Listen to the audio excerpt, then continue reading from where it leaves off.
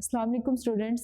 जैसा कि आपको पता है कि हमने चैप्टर नंबर 3 स्टार्ट किया हुआ है और चैप्टर नंबर 3 है group third A and fourth elements, और उसमें से हमने थर्ड ए एलिमेंट्स को स्टार्ट किया हुआ है। तो थर्ड ए एलिमेंट में हमने पढ़ना है पेक्यूलियर बिहेवियर ऑफ बोरॉन। तो सबसे पहले पेक्यूलियर का मतलब क्या होता है? पेक्यूलियर का मतलब होता है महसूस, मतलब खास, मतलब किसी भी एलिमेंट का ऐसा बिहेवियर जो उसे दूसरे एलिमेंट से डिफरेंट बनाए, तो उसे हम बोलते हैं पेक्यूलियर बिहेवियर ऑफ बोरॉन। और आपको पता है कि हर ग्रुप का जो टॉप मेंबर होता है वो अपने जो बाकी एलिमेंट्स होते हैं उनसे डिफरेंट होता है, मतलब वो पेक्यूलियर बिहेवियर शो करता है। तो इसी तरह से ग्रुप नंबर जो थर्ड ए है उसमें जो टॉप मेंबर है वो बोरॉन है, और बोरॉन के बाद एलिमेंट है aluminium, gallium, indium and thallium.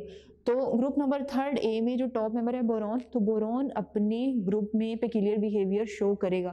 अब क्वेश्चन ये है कि जो मेरी बोरॉन है वो क्यों पेक्यूलियर बिहेवियर शो करता है? तो इसकी दो रीजंस हैं। First reason is boron having smaller size and high charge density, मतलब कि आपको पता है कि जैसे ही हम टॉप टू बॉटम आते हैं तो एलिमेंट्स के जो साइजेस हैं वो इंक्रीज करते हैं। तो बोरॉन टॉप मेंबर है, इस वजह से बोरॉन का जो साइज है वो सबसे छोटा होगा, और किसी एलिमेंट का साइज जितना छोटा होगा उसके ऊपर चार्ज उतना ही ज़्यादा होगा। तो इन्हीं दो रीजंस की वजह से जो बोरॉन है वो क्या करता है, वो पेक्यूलियर बिहेवियर शो करता है।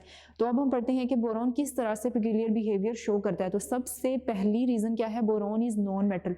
बोरॉन क्या है? अपने पूरे ग्रुप में बोरॉन नॉन मेटल है, और बाकी ये जितने भी एलिमेंट्स हैं ये सारे क्या हैं? ये सारे मेटल्स हैं। तो इस वजह से जो बोरॉन है वो पेक्यूलियर बिहेवियर शो करेगा। दूसरी रीजन क्या है? Boron having less than 4 electrons in valence shell and hence it is non metal. अब वो बोरॉन जो है उसके वैलेंस शेल में 3 से 4 से कम इलेक्ट्रॉन्स होते हैं, और उसके बावजूद भी ये क्या है? ये नॉन मेटल है। इसी तरह से जैसे नाइट्रोजन है, ऑक्सीजन है और फ्लोरीन है, इनके वैलेंस शेल में 4 से ज़्यादा इलेक्ट्रॉन्स होते हैं। जैसे नाइट्रोजन के वैलेंस शेल में 5 इलेक्ट्रॉन्स होते हैं, ऑक्सीजन के वैलेंस शेल में 6 होते हैं, और फ्लोरीन के वैलेंस शेल में 7 इलेक्ट्रॉन्स होते हैं। तो कोई भी ऐसा एलिमेंट जिसके वैलेंस शेल में 4 से ज़्यादा इलेक्ट्रॉन हो उसे हम नॉन मेटल बोलते हैं। लेकिन बोरॉन के वैलेंस शेल में 4 से कम इलेक्ट्रॉन है, इसके बावजूद भी ये क्या है? ये नॉन मेटल है। थर्ड प्रॉपर्टी क्या है? Boron uses all of its 3 valence electrons and show oxidation state of +3 and -3। मतलब जो बोरॉन होता है, बोरॉन वो अपने सारे के सारे इलेक्ट्रॉन्स को यूज़ करता है, जिसकी वजह से इसकी जो ऑक्सीडेशन स्टेट है वो +3 भी हो सकती है और -3 भी हो सकती है। बहुत सारे एलिमेंट्स ऐसे होते हैं जो सारे के सारे वैलेंस इलेक्ट्रॉन्स को यूज़ नहीं करते, लेकिन जो बोरॉन है वो अपने सारे वैलेंस इलेक्ट्रॉन्स को यूज़ करता है। Next, boron form molecular addition compounds. Next 5 property है, boron doesn't form ionic compounds with sulphate, nitrate और other anions because it doesn't form stable cation. अब बोरॉन क्योंकि नॉन मेटल है, और नॉन मेटल जो होते हैं वो इजीली इलेक्ट्रॉन को लूज नहीं करते, बल्कि उनमें इलेक्ट्रॉन को गेन करने की टेंडेंसी ज़्यादा होती है, जिसकी वजह से जो बोरॉन है वो स्टेबल केटाइन नहीं बनाता, और इस वजह से ये आयोनिक कंपाउंड भी नहीं बनाता विद सल्फेट, नाइट्रेट और other anions. Next, boron show allotropy. अब एलोट्रोपी क्या होता है? किसी भी एलिमेंट का डिफरेंट अशकाल में पाया जाना, इस प्रॉपर्टी को हम बोलते हैं एलोट्रोपी। और एलोट्रोपी, अब बोरॉन के बहुत सारी एलोट्रोपिक फॉर्म्स पाई जाती हैं, और वो अमॉर्फस भी हो सकती हैं और क्रिस्टलाइन भी हो सकती हैं। अमॉर्फस क्या होता है? अमॉर्फस मतलब रैंडमनेस, मतलब अगर स्ट्रक्चर में कोई तरतीब ना हो तो उसे हम बोलते हैं अमॉर्फस। और क्रिस्टलाइन का क्या मतलब होता है? If element having 3D structure, तो उसे हम बोलते हैं क्रिस्टलाइन। ठीक है, तो बोरॉन में ये प्रॉपर्टी होती है, बाकी जितने भी ये ग्रुप एलिमेंट्स हैं, इसके ग्रुप के एलिमेंट्स हैं, उनमें ये प्रॉपर्टी नहीं होती। नेक्स्ट है compounds of boron. Compounds of boron, there are many compounds of boron, but here we discuss only borax or boric acid। तो borax क्या होता है? It is sodium salt of tetraboric acid and its chemical name is sodium tetraborate and decahydrate। अब इसका नाम, chemical name इसका क्या है? Sodium tetraborate and decahydrate. अब सोडियम किस वजह से है? Na2 की वजह से सोडियम, और B4O7 की वजह से इसका नाम क्या है? टेट्राबोरेट, मतलब बोरॉन 4 है, टेट्राबोरेट।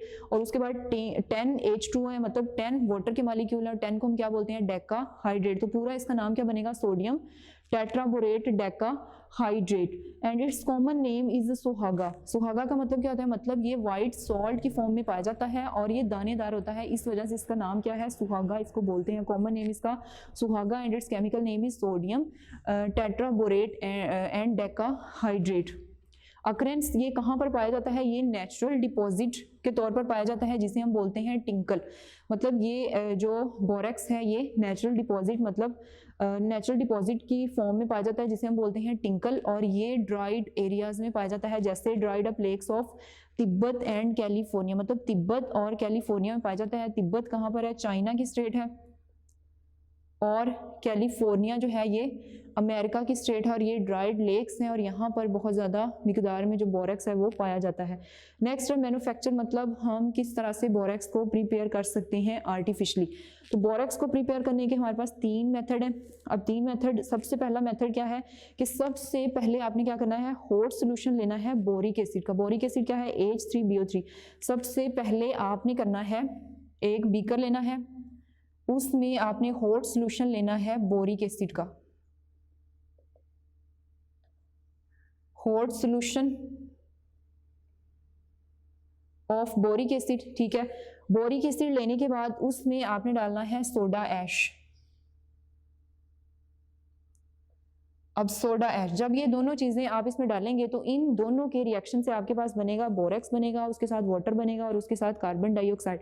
मतलब यहाँ पर जो कार्बन डाइऑक्साइड है वो इवॉल्व हो जाएगी, और बाकी यहाँ पर जो सोल्यूशन रह जाएगा उसमें आपके पास क्या होगा, बोरेक्स प्लस वाटर होगा। इन दो चीज़ों का सोल्यूशन होगा, बोरेक्स का और वाटर का।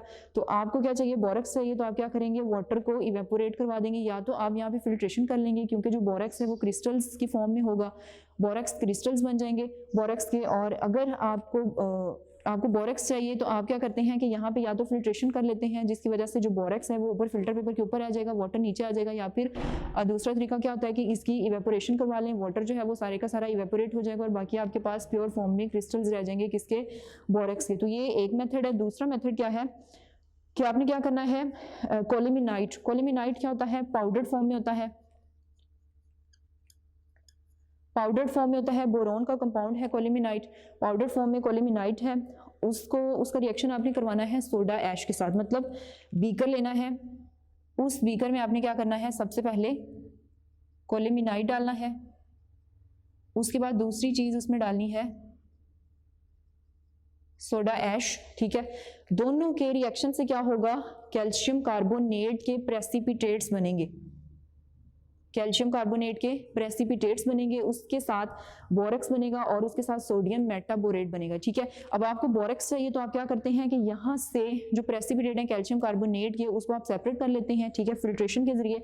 बाकी आपके पास सोल्यूशन रह जाएगा किसका, बोरेक्स का और सोडियम मेटाबोरेट का। तो यहाँ पर आप क्या करते हैं, क्रिस्टलाइजेशन करवाते हैं, जिससे बोरेक्स के क्रिस्टल्स बन जाएंगे। उन क्रिस्टल्स को आप फिल्ट्रेशन के जरिए सेपरेट कर लेते हैं, और बाकी आपके पास क्या रह जाएगा, सोडियम मेटाबोरेट आ जाएगा। ठीक है, सोल्यूशन में। अब सोडियम मेटाबोरेट से आप मजीद बोरेक्स भी हासिल कर सकते हैं। कैसे, अब यहाँ पर जो सोडियम मेटाबोरेट रह गया है उसमें अगर आप मजीद कार्बन डाइऑक्साइड गैस उसमें से गुजारते हैं, तो उस कार्बन डाइऑक्साइड जब वो रिएक्शन करेगा सोडियम मेटाबोरेट के साथ, तो उससे क्या बनेगा, सोडियम कार्बोनेट, और उसके साथ बनेगा बोरेक्स।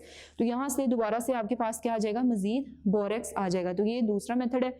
नेक्स्ट थर्ड मेथड है बोरेक्स को प्रिपेयर करने का। थर्ड मेथड क्या है कि आपने क्या करना है, टिंकल लेना है। टिंकल किसको बोलते हैं, नेचुरल डिपॉजिट होता है बोरेक्स का। टिंकल का फॉर्मूला होता है Na2B4O7.10H2O। टिंकल में आपने वाटर डालना है, और वाटर डालने के बाद जो क्लियर सोल्यूशन होगा उसको इवेपोरेट करने के बाद आपके पास जो बोरेक्स के क्रिस्टल्स बाकी रह जाएंगे उनको आप क्या करेंगे, कलेक्ट कर लेंगे।